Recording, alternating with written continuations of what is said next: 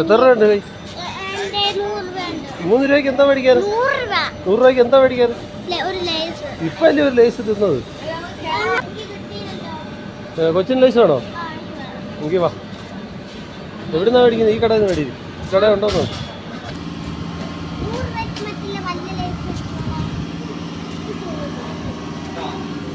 ആടാ നിൽക്കണ എന്തിനാടാ ആടുന്നത്? പ്രൊഫസർ രംഗുണ്ട്വാല ഒന്നും പറയണ്ട. മേടിച്ച് ഏതാന്ന് നോക്കി മേടിച്ച്. ഒരെണ്ണം മേടിച്ചാൽ മതിടാ. ഏതാന്ന് പറഞ്ഞു വിട്. പച്ച മതിയോ?